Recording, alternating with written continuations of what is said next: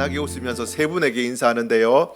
제 앞에, 제 옆에, 제 뒤에 앉아주셔서 대단히 감사합니다. 시작.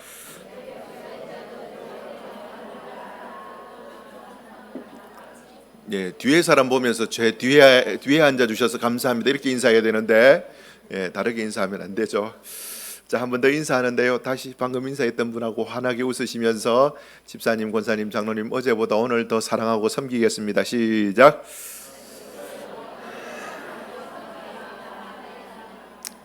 자, 3세판 마지막 오늘도 큰 은혜 받고 합시다. 시작. 예, 아멘. 예, 어쨌든 교회 와서 예배에 성공하고 돌아가셔야 됩니다. 지지난주부터 깨달았는 건데 세상에서 승리하기 위해서 예배를 드리는 게 아니라 예배 잘 드리기 위해서 세상에서 승리를 해야 되는 게 우리의 정체성입니다. 예배 잘 드리기 위해서 한 주 치열하게 싸우시면서 사셔야 돼요.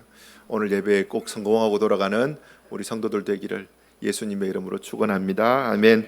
자, 오늘은요 교회력을 따라 맥주 감사주일. 교회 처음 오신 분들은 맥주 감사주일로 생각하시는 분도 간혹 계시고, 옛날에 이렇게 교회에서 이렇게 도는 이야기들 중에 교회에 맥주 준다 해가지고 왔는데 맥주 안 주더라 하면서 불평하는 사람도 있었다라는 카드라 통신 이야기도 있는데, 맥주가 아니고 맥주 감사주일입니다. 추수 감사주일은 1년 감사주일이고 맥주 감사주일은 상반기 감사주일, 이렇게 생각하시면 돼요. 2024년 한 해 동안 상반기 동안 우리를 인도하시고 지켜주신 하나님께 감사하는데, 여러분 감사는 항상 두 가지 감사입니다. 첫 번째는 구체적인 감사예요. 구체적으로 생각하면서 덮어놓고 모든 것 감사합니다 이게 아니고, 구체적으로 하나님 아버지 눈뜨게 해주셔서 감사합니다. 건강 지켜주셔서 감사합니다.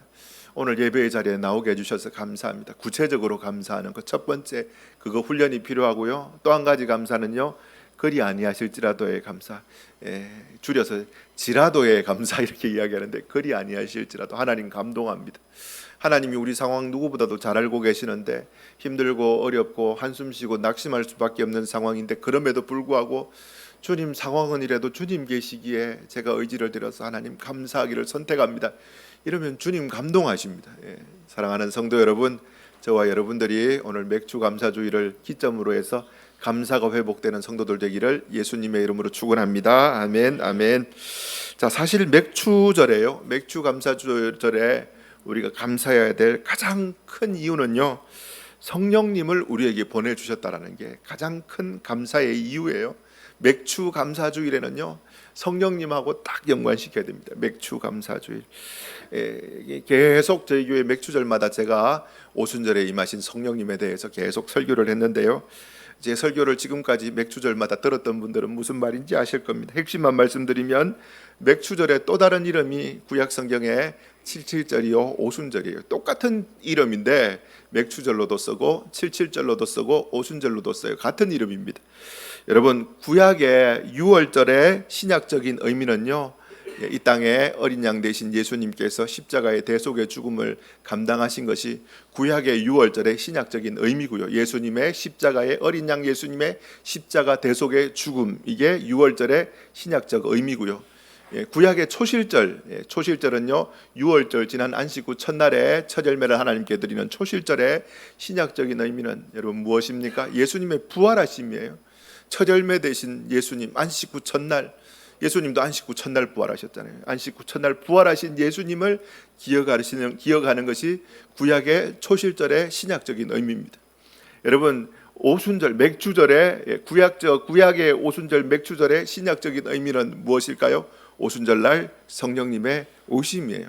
맥주절 하면요, 여러분 머릿속에 성령의 오심 이거 생각하셔야 되는 거예요.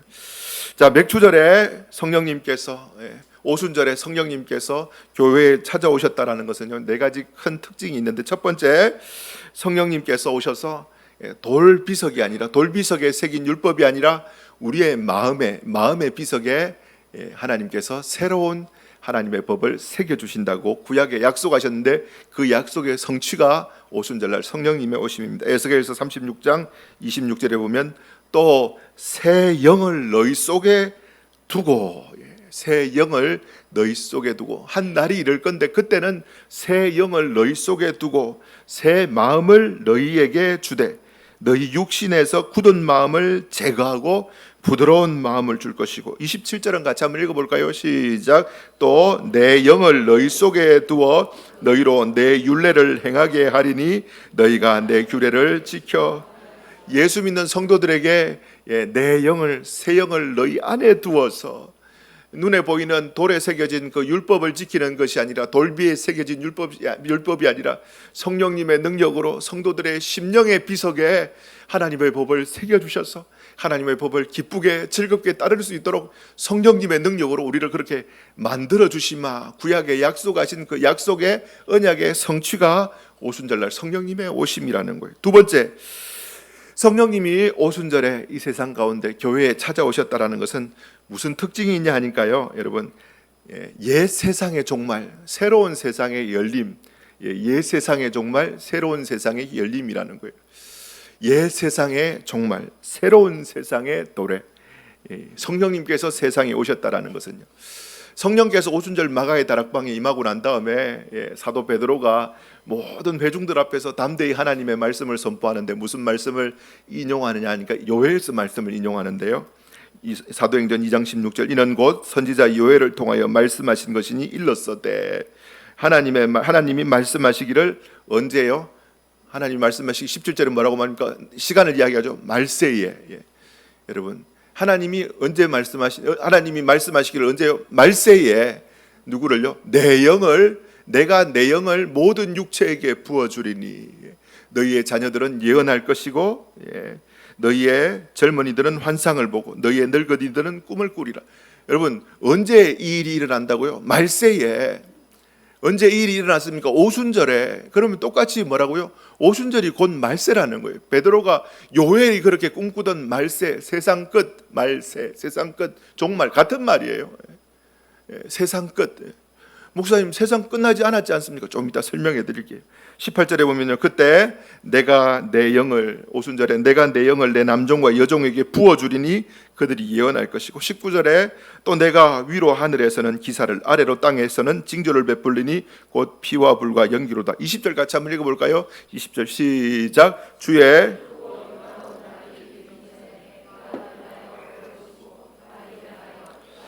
해가 변하여 어두워지고 달이 변하여 피가 되리라. 뭐 해가 끔끔해지고 뭐 그렇습니까? 이거 묵시록적인 표현입니다. 성경에 이런 표현들이 자주 나와요.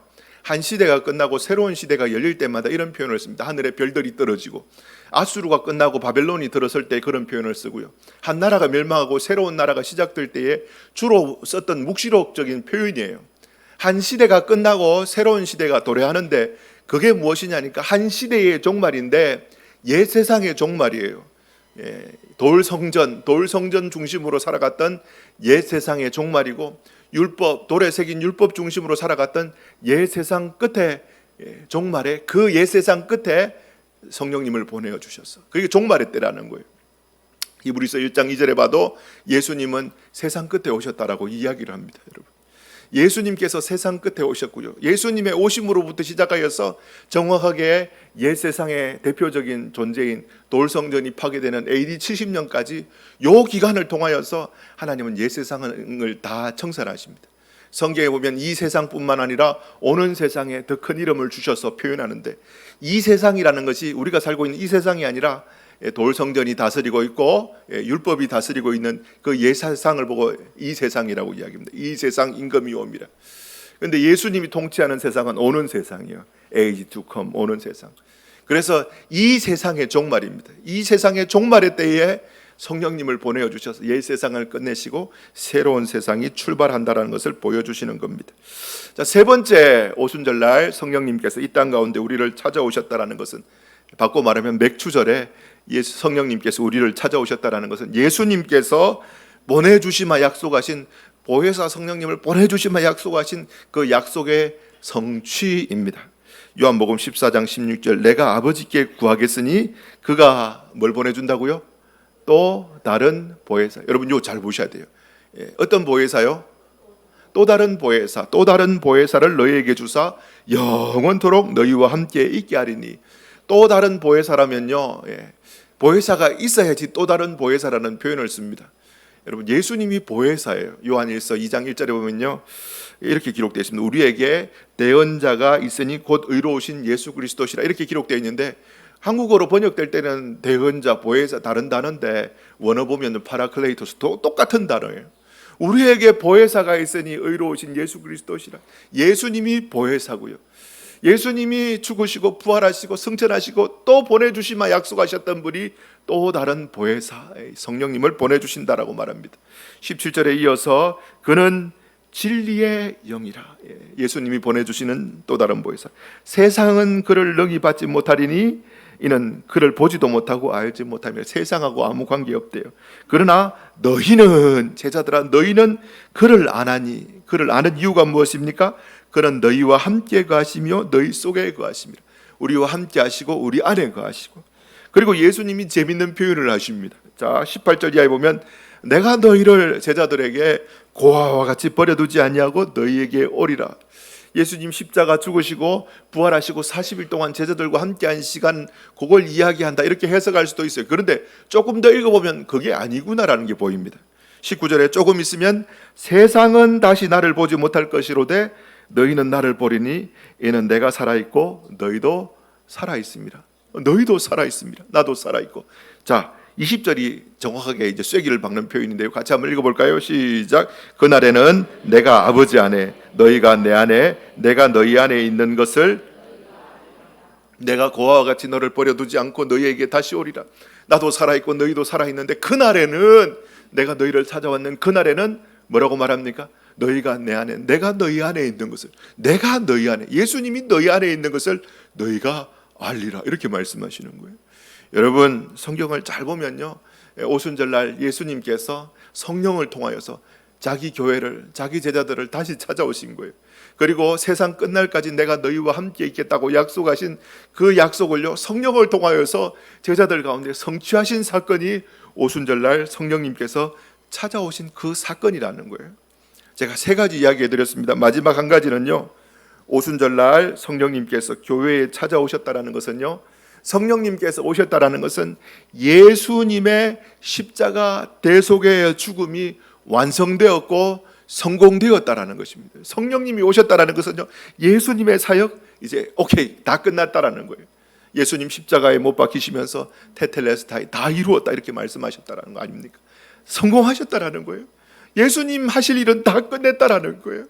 그게 여러분 복음이에요. 예수님이 다 끝내셨다, 이게 복음입니다. 그 복음에 진짜 장기도를 하나 더 얹어 놓는 거는요, 뭐냐니까 성령님이 오셨다라는 거예요. 성령님이 오셨다라는 거예요.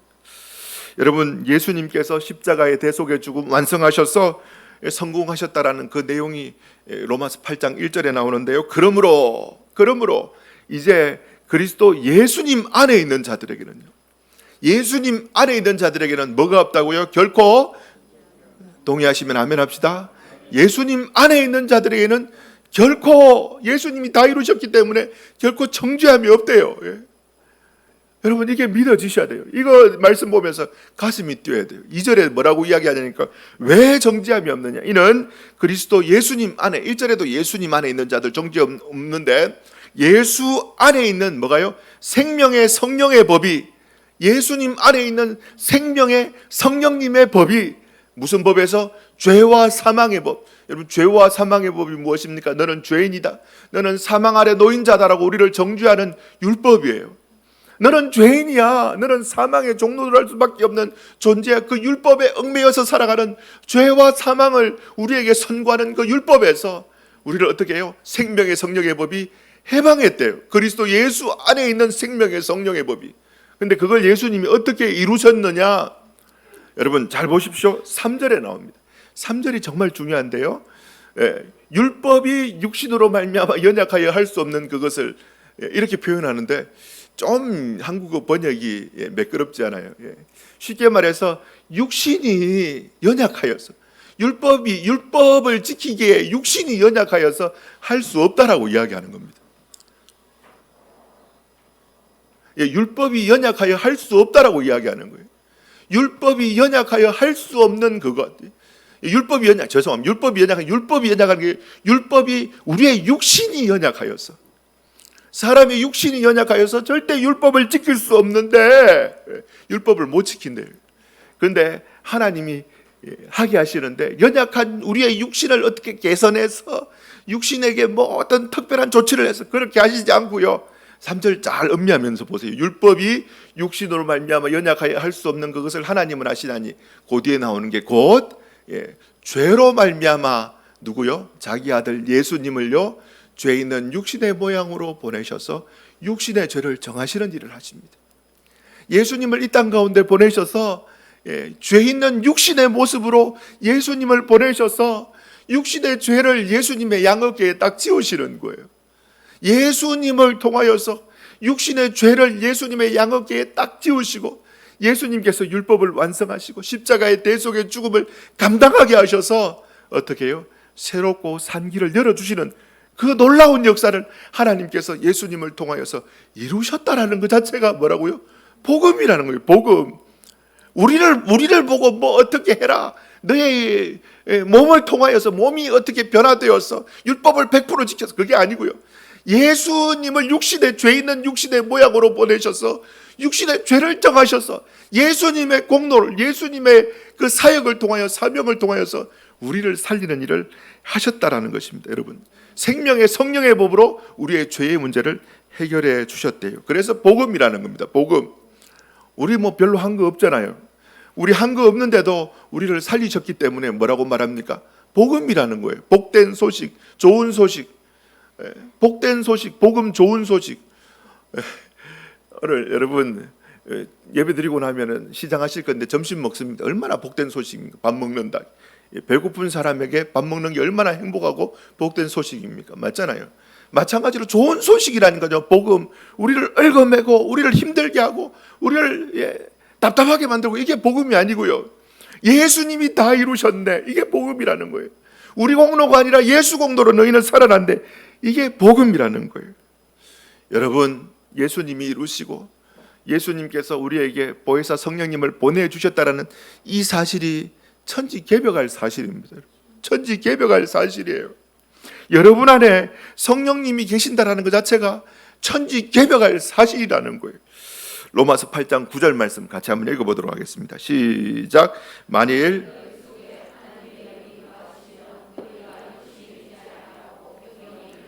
누구든지 그리스도의 영이 없으면, 자, 여러분, 성령님이 우리 안에 거하시면요 뭐라고 말합니까? 우리가 영에 속한 사람이 된 겁니다. 성령님이 우리 안에 거하시면 우리는 영에 속한 사람이 되고요. 성령님이 우리 안에 거하시면요 누구의 사람이 된다고 말합니까? 그리스도의 사람이 된다고 말합니다. 여러분, 소속이 바뀌는 거예요. 육신에 속한 사람에서 어떻게 해요? 영에 속한 사람으로, 그리스도에 속한 사람으로 소속이 바뀌는 거예요. 또 나옵니다. 14절. 자, 14절도 여러분 목소리를 한번 읽어볼까요? 시작. 무릇 하나님의 영으로 인도함을 받는 사람. 와, 성령님이 우리 안에 거하시는 사람을 보고요, 좀 전에 우리가 9절에서는 영에 속한 사람, 그리스도에 속한 사람, 14절에는 뭐라고 말합니까? 하나님의 아들이다 이야기합니다. 천지개벽할 일이라니까요. 마귀에게 코 꿰어가지고 끌려다니던 우리가 성령님이 우리 안에 거하심으로 말미암아 영에 속한 사람으로 바뀌게 되고요, 그리스도께 속한 사람으로 바뀌게 되고요, 하나님의 아들이라고 불림을 받게 되고요. 여러분, 소속의 변화가 우리 가운데 일어나는, 그러니까 복음이라니까요. 영에 속한 사람이 되었다니까. 예수님의 공로로 성령님을 우리 안에 보내셔서 영에 속한 사람이 되고 그리스도께 속한 사람이 되고, 하나님의 자녀가 되고 하나님의 아들이 되고, 지옥 가야 될 우리가 예수님의 공로로 말미암아 성령님을 우리 가운데 보내주심으로 말미암아 천국 가는, 여러분, 증표가 되는 거예요. 증표. 집에 들어가려면 문을 열쇠를 통하여서 열듯이, 비행기 타려면 비행기 표를 보여주듯이 우리가 천국 가는 그 표가 무엇입니까? 기업의 보증이 되십니다. 보증이 되는 것이 무엇입니까? 우리 안에 성령님이 계신다라는 것 자체가 천국 가는 보증이 되어준다라는 거예요. 여러분, 천지개벽할 일입니다. 앞뒤 좌우로 인사하면서 이야기합시다. 집사님, 권사님, 장로님, 성령님이 집사님 안에 있다라는 사실은 천지개벽할 일입니다. 시작.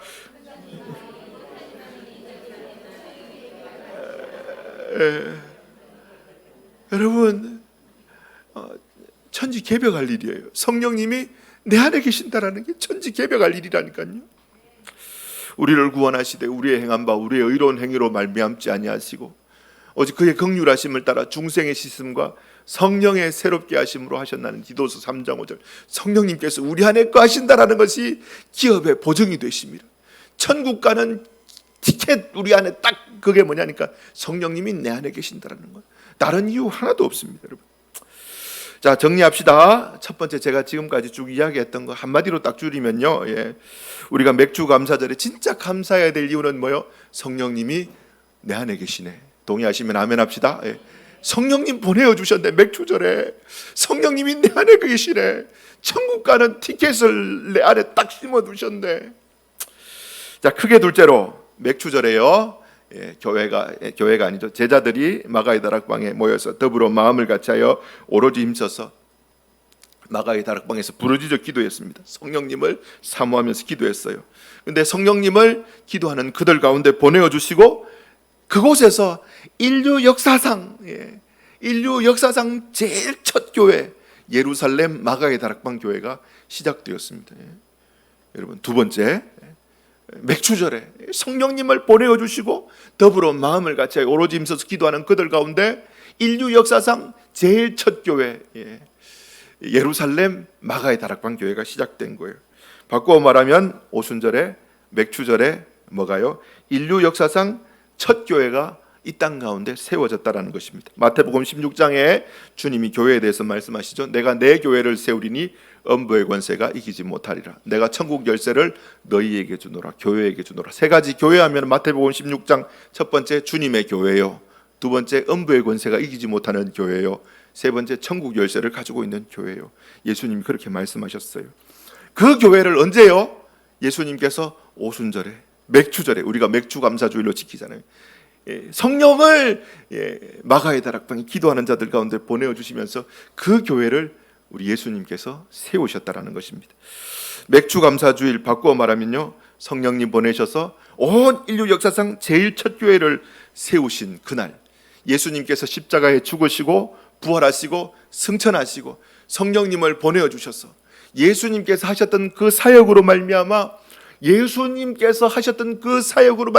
땅 가운데 제일 처음 열렸던 첫 열매 교회, 예수님의 공로로 제일 처음 탄생한 주님의 열매 교회가 예루살렘 마가의 다락방 교회라는 것입니다. 그래서 맥주절은요, 예루살렘 마가의 다락방 설립 기념 예배 드리는 날입니다, 여러분. 감사하게 1947년 7월 10일에 마리교회가 설립되었습니다. 쭉 계산해 보니까요, 7월 둘째 주에 교회 세웠어요. 7월 그 둘째 주에 설립 감사 예배를 드릴까 하다가 7월 10일이잖아요. 10일인데 계산해 봤어요. 어느 날이 가까운가? 첫째 주가 가까운가? 둘째 주가 가까운가? 14일이 가까운가? 7일이 가까운가? 계산해 보니까 아시잖아요. 4일이고 3일 차이. 그러면은 가까운 첫 주를 설립 예배 드리자, 이렇게 딱 결정하고 가만히 생각하는데 예루살렘 마가의 다락방 교회도 그날 딱 설립 예배를 드렸던 날 아닙니까? 우리 교회도 오늘요, 맥주절에 설립 감사 예배를 드린다라는 것 자체가 더 큰 의미가 된다, 이렇게 생각합니다. 여러분, 이 세상의 첫 교회 마가의 다락방 교회, 예루살렘 마가의 다락방 교회는요, 더불어 마음을 같이하여서 오로지 힘써서 기도하는 그때 시작된 교회고요. 따라서 여러분, 교회는요, 어떤 장소가 되어야 되냐니까 더불어 마음을 같이하여 오로지 힘써서 기도하는 장소가 되어야 됩니다. 다른 거 없어요. 교회는 어떤 장소가 되어야 된다고요? 네 가지 말씀드렸죠. 더불어 마음을 같이하여 오로지 힘써서 기도하는 장소가 되어야 돼요. 교회는 어떤 장소가 돼? 다시 중요하니까 반복합니다. 더불어 마음을 같이하여 오로지 힘써서 기도하는 장. 예수님께서 자기 집을, 내 아버지 집을 어떻게 설명하면, 내 아버지 집은 만민이 기도하는 집이라 말씀하셨어요. 교회의 목적에 대해서 예수님이 말씀하십니다. 교회는 만민이 기도하는 집인데, 그 만민이 기도하는 집이라를요, 다른 식으로 번역도 가능하는데 만민을 위해서 기도하는 집이라 똑같은 표현으로 번역이 됩니다. 그래서 한마디로 줄이면요, 교회는 만민이 모여서 만민을 위해서 중보하고 기도하는 장소가 어디라고요? 내 아버지 집 교회라는 것입니다. 그래서 교회는 기도해야 됩니다. 교회가 기도하는 것에 대해서 강조하고 또 강조하고 강조해도 절대 지나치지 않습니다. 교회는요, 기도하지 않으면 무너집니다. 예루살렘 교회는요, 오순절뿐만 아니라 성령 받았던 오순절뿐만 아니라 교회가 위기를 만날 때마다, 어려운 일을 만날 때마다 더불어 마음을 같이하여 오로지 힘써서, 혼자가 아니라 더불어 마음을 같이하여 오로지 힘써서 기도하기에 힘을 다했어요. 사도행전 12장 5절, 이에 베드로는 옥에 갇혔고 교회는 베드로를 위하여서 간절히 하나님께 기도하였더라. 기도했어요. 자, 그뿐만 아니라 사도행전 4장 29절, 주여 기도합니다. 감옥에 갇혔다가 나왔는 베드로와 교회가 기도합니다. 주여 이제도 그들의 위협함을 굽어 보시옵고 또 종들로 하여금 담대히 하나님의 말씀을 전하게 하여 주시오며. 앞부분부터 계속 기도가 나오는데, 자 31절 같이 한번 읽어보겠습니다. 시작.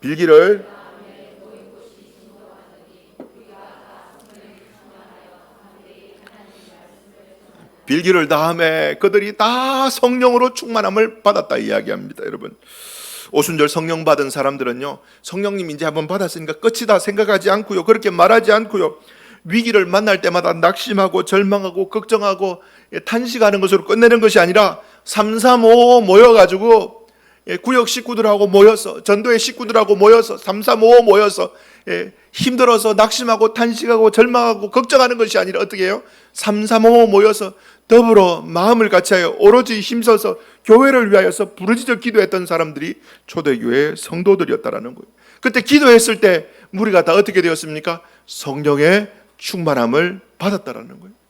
더불어 마음을 같이하여 오로지 힘써서 335 모여가지고 교회를 위하여서 더불어 마음을 같이하여 오로지 힘써서 기도할 때에 하나님께서 성령으로 충만케 하셔서 그 공동체에 그들로 하여금 그 위기를, 그리고 그 어려움들을 성령 충만하여서, 예수님께서 성령으로 우리 안에 오시잖아요. 온 세상을 이긴 예수님께서 너희가 세상에서 환난을 당하나 담대하라 내가 세상을 이기었노라 말씀하신 그 예수님께서 성령으로 우리 안에 찾아오시는데, 그 예수님으로 충만하여서, 세상 이기신 예수님으로 충만하여서 그 위기 가운데서도 능히 기쁨의 찬송을 부를 수 있는 하나님의 백성으로 만들어 주셨다라는 것입니다. 사랑하는 성도 여러분, 그래서 교회는 뭐 해야 된다고요? 335 모여가지고 성령 충만을 사모하며 부르짖어 기도하는 공동체예요. 위기가 닥치면 더 부르짖어 기도해야 되고요, 잡초 막 밟아도 다시 살아나듯이 기도하는 공동체는 살아납니다. 그런데 여러분 돌아보세요. 초대교회, 예루살렘 교회 성령으로 충만했고 기도하면서 위기 때를 극복했고 그렇게 위기를 잘 넘겼던 예루살렘 교회, 성령으로 불붙었던 예루살렘 교회, 지금은 흔적도 찾아볼 수 없습니다. 없어요. 예루살렘 교회, 마가의 다락방 교회는요, 관광지가 되었습니다. 성령의 역사가 충만히 사라진 교회는요, 역사의 뒤안길로 사라질 수밖에 없습니다. 어쩔 수 없어요. 어쩔 수 없습니다. 마리교회 또한 언젠가는 역사의 뒤안길로 사라질 겁니다. 마리교회의 영원하라, 저는 그런 거 꿈도 안 꿉니다. 영원 못합니다, 여러분. 언젠가는 역사의 뒤안길로 사라져갈 겁니다. 언젠가는 이 장소가 식당이 되어 있을 수도 있고요, 바뀔 겁니다. 언젠가는요. 그러나 중요한 건 지금 이 순간에는요, 하나님이 저와 여러분들에게 기회를 주신 시간이라는 거예요. 언젠가는 사라질 수 있지만 지금 이 순간에는요, 하나님께서 우리에게 성령 충만 주셔서 세상을 이길 수 있는 그 공동체의 그 기간을 허락해 주신 시간들이라는 거예요. 오늘은 77주년 마리교회 설립 기념주일입니다. 진산마을에 믿음의 선배들이 모여서 기도하고 십자가를 꽂고 세운 교회가 마리교회입니다. 믿음의 선배들이 지난 77년 동안 진산마을에서 주님의 몸된 마리교회를 희생과 땀과 눈물과 헌신과 사랑하는 마음으로 기도하며 지켜왔어요. 선배들이 다 지켜왔어요. 대부분 소천하시고 주님 품에 안기시고 연로하셔서 못 움직이시고, 이제는 그 바통을 저와 여러분들이 이어받았습니다. 진산마을에 있는 주님의 몸된 교회 성도들 여러분들이 이어받았어요. 그럼 어떻게 하면 됩니까? 똑같이 믿음의 선한 싸움 싸워야 돼요. 더불어 마음을 같이 오로지 힘써서 기도하고 땀과 눈물과 헌신으로 교회를 섬기면서 주님의 몸된 교회를 주님이 허락하신 그 시간까지 버티면서 견뎌내는 겁니다. 어떤 목사님이 그 이야기를 하시더라고요. 우리는 부흥이 아니라 생존입니다, 이런 이야기를 하시더라고요. 개척교회인데 부흥이 아니라 생존. 앞으로 더 힘들고 어려운 시간들이 우리에게 닥쳐올 겁니다. 믿음 지키기 정말 어려운 시간들이 닥쳐올 거예요. 말씀이 없어서 여러분 영혼이 기갈될 겁니다. 더 어려운 시간이 닥쳐올 겁니다. 파라다이스 절대 없습니다. 여러분 없어요. 교회 막 부흥하고 성장하고 대부분 다 수평이동이죠. 하나님이 부흥회 때 우리 가운데 언제 허락하실지 잘 몰라요. 하나님이 하실 거지만 그렇게 밝지 않아요. 교회의 미래가요. 그렇게 밝지 않습니다. 여러분 살아 있어야 됩니다. 생존해야 됩니다. 영적으로 생존해야 되고 십자가 붙잡고 여러분들이 영적으로 살아나야 돼요. 그거 말고 다른 길 절대 없습니다. 여러분 앞에 보이면 앞에는 홍해가 보이고 뒤에는 이집트의 군대가 보일 때 기도하지 않으면 하나님의 길이 보이지 않는데 엎드려서 기도하면 하나님의 길이 보입니다. 지금은 우리 교회는 77주년을 맞이하여서 뭐 해야 될 때라고요? 하나님 앞에 엎드려 기도하고 하나님의 길을 볼 수 있어야 됩니다. 사람의 길 말고 앞에 홍해 있다고 낙심하지 말고 뒤에 이집트 군대 따라온다고 낙심하지 말고 하나님의 길을 볼 수 있는 눈이 열려야 되는 거예요.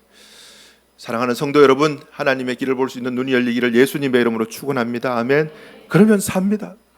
그 길 붙잡고 주님 보여주신 그 길 믿음으로 붙잡고 달려가는 겁니다. 자, 마지막 세 번째로, 자, 맥추절의 영성을 개개인에게 한번 적용해보고 설교를 마치겠습니다.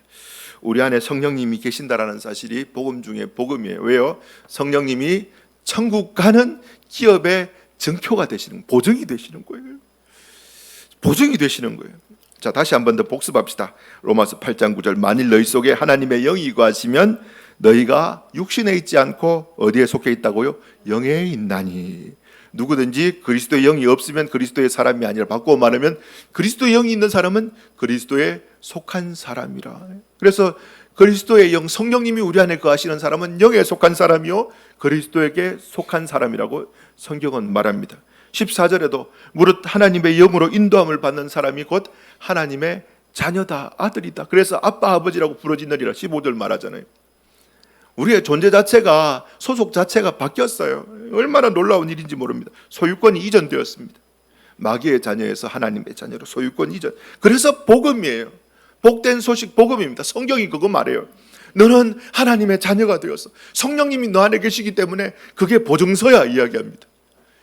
비싼 시계 사고 난 다음에 보증서도 받잖아요. 요즘에 얼마나 이미테이션이 많습니까? 똑같아요. 정말 똑같이 만드는데 보증서 없으면 안 믿어주잖아요. 보증서가 뭐라고요? 성령님이 우리 안에 계신다는, 너는 하나님의 자녀가 소유권 이전되었어.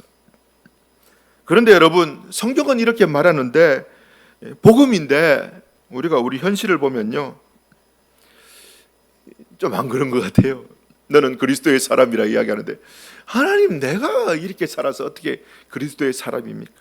너는 하나님의 아들이라 이야기하는데, 하나님, 저는 주워왔습니까? 왜 나는 이 모양 이 꼴입니까? 그렇기 때문에 성경이 너는 하나님의 자녀라, 성령이 너희 안에 계심으로 너는 그리스도에 속한 사람이라, 영에 속한 사람이라 말해도 그 말씀이 잘 안 믿어지고 혼란스럽습니다. 성경은 그렇게 말하지만 내가 하나님의 자녀 되었다는 건 도저히 못 믿겠다. 그래서 혼란스럽고 괴롭고 많이 답답해하고 그 약속의 말씀을 믿지 못하고 붙잡지 못하는 게 우리의 현실 아닙니까? 왜 그렇습니까? 왜 그렇게 성령님이 우리 안에 계시는데 왜 우리가 그렇게 헤맵니까? 이유는 중독되었던, 죄에 중독되었던, 아직 해결되지 않은 우리가 몸을 입고 이 땅 가운데 살아가기 때문이에요. 자, 로마서 8장 10절 같이 한번 읽어보겠습니다. 시작. 또 영은 살아있대요. 자, 본문 잘 보세요. 본문을 잘 보셔야 됩니다. 말씀 잘 보시고 이해되면 여러분 눈이 열립니다. 본문 10절에 그리스도께서, 성령님께서 너희 안에 계시면 몸은 죄로 말미암아 죽은 것이나 영은 뭐라고 말합니까? 예수님의 공로, 예수님의 의로 말미암아 살아있다, 이렇게 이야기합니다. 그렇게 말하잖아요. 문제가 뭡니까? 죄로 말미암아 죽었던, 중독되었던, 죄에 중독되었던 이 몸 때문에 우리가 하나님의 뜻을 육신을 입고 사니까 제대로 못 이루는 거예요. 그런데 여러분, 하나 붙잡아야 되는 것은 영은 우리의 의가 아니라 예수님의 공로로 살았구나, 이 사실은 우리가 인정해야 돼요. 근데 복음 중에 복음이 뭐냐니까 11절 말씀이에요. 11절 말씀이 우리의 가슴을 뛰게 합니다. 자, 천천히 같이 한번 읽어봅시다. 시작.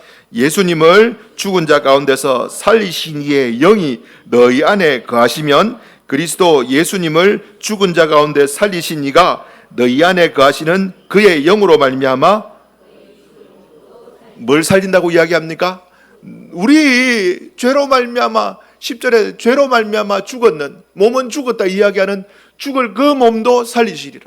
예전에는 이 본문 보면서요, 전국에 예수님께서 육신의 부활을 시켜주시마 말씀하신 그 말씀이구나 이렇게 생각했는데, 문맥을 통해서 보니까 여러분 그 뜻도 내포되어 있지만 문맥을 통해서 보니까 무슨 이야기를 하냐니까, 너희가 이 땅 가운데 살아가면서 영을 따라 살아가고 성령님을 따라 살아가고 성령님을 의지하고 성령님께 순종하고 그렇게 살아가면 어떻게 해요? 10절에 나오잖아요. 영은 살아있는데 육신은 죽은 것이라 이야기하는데, 죽은 그 육신을 어떻게 해요? 성령님의 능력으로 어떻게? 너희 죽을 몸도 어떻게? 너희 죽을 몸도 어떻게 해요? 여러분 본문을 보세요. 제 얼굴이 아니에요. 본문을. 너희 죽을 몸도, 제 얼굴 나오나요? 너희 죽을 몸도 살리시리라. 너희 죽을 몸도 어떻게 해요? 누구 따르면요? 성령님 따르면요. 자, 잘 보세요. 11절. 예수님을 죽은 자 가운데 살리신 이의 영이 너희 안에 거하시면, 우리가 영에 속한 사람이 돼요.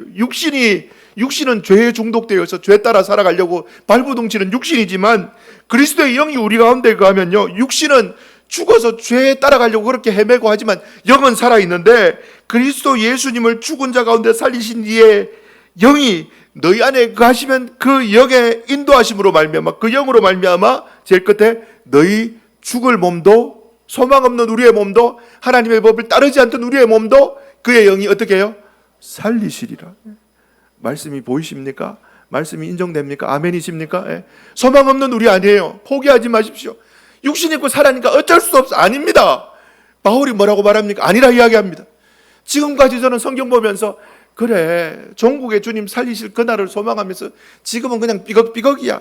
그런데 성경이요, 새롭게 보이네요. 뭐라고 말합니까? 지금 그리스도의 영이 너희 가운데 계시면은 그 영으로 말미암아 하나님 앞에 순종하지 못했던 그 육신의 죄악된 죄로 말미암아 죽었던 너희 육신도 어떻게 해요? 살리시리라 이야기하는 겁니다.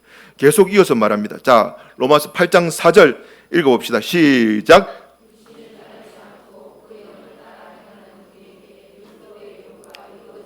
육신 안 따르고 그 영을 따라 살면요, 율법의 요구를 우리의 육신이 지킬 수 있대요. 자 13절도 읽어봅시다. 시작. 영으로서 몸의 행실을. 길이 있네요. 길이 있네요, 여러분. 우리뿐만 아닙니다. 사도 바울도 치열한 싸움이 있었어요. 로마서 7장 24절. 오호라, 나는 공고한 사람이로다. 이 사망의 몸에서 누가 나를 건져내랴. 몸을 입고 살아가는 바울, 이 사망의 몸에서 누가 나를 건져내랴. 25절. 우리 주 예수 그리스도께 감사하리로다. 그런즉 내 자신의 마음으로는 하나님의 법을, 육신으로는 죄의 법을 섬기는. 바울도 똑같았어요. 그러니까 여러분, 빌립보서 1장 23절에 내가 그 둘 사이에 끼었으니, 육신을 입고 살아가면서 영을 따라가고 육신을 따라가는 그 둘 사이에 끼었으니 차라리 세상을 떠나서 그리스도와 함께 있는 것이 훨씬 좋은 일이라 그리하고 싶지만 이야기합니다. 바울도 고뇌했습니다. 그런데 바울은 뭘 선택했습니까? 고린도전서 15장 31절. 형제들아, 내가 그리스도 예수 우리 주 안에서 가진 바 너희에 대한 나의 자랑을 두고 단언하노니, 뭐라고요? 나는 날마다 내 육신을 처복종시키고 죽인다 이야기합니다. 성령님을 따라 행한다 이야기하는 거예요. 그러면은 육신도 너희 죽을 몸도 살아나리라 성경이 이야기합니다. 사랑하는 성도 여러분, 설교를 맺도록 하겠습니다. 포기하지 맙시다. 오순절날, 맥주절날 성령님을 우리 가운데 보내셨어요. 아이고, 주님 오시는 그날까지 안 돼요. 우리가 그렇게 성경을 보면은요, 그냥 그대로 믿고 사는데, 오늘 본문은 뭐라고 말합니까? 너희 죽을 육신도 그 영을 따라 살면 살리시리라. 주님이 부활시켜 주셨듯이 살리시리라 이야기합니다. 소망 없는 우리가 아니라 예수님의 말씀을 소망으로 붙잡고 치열하게 성령님 붙잡고 살아가려고 발부둥칩시다. 사랑하는 성도 여러분, 치열하게 성령님 음성을 듣고 성령님 따라 살려고 치열하게 몸부림치고 발부둥칩시다. 그게 마리교회가 살 길이고 저와 여러분들이 살 길입니다. 기도하겠습니다. 하나님 아버지,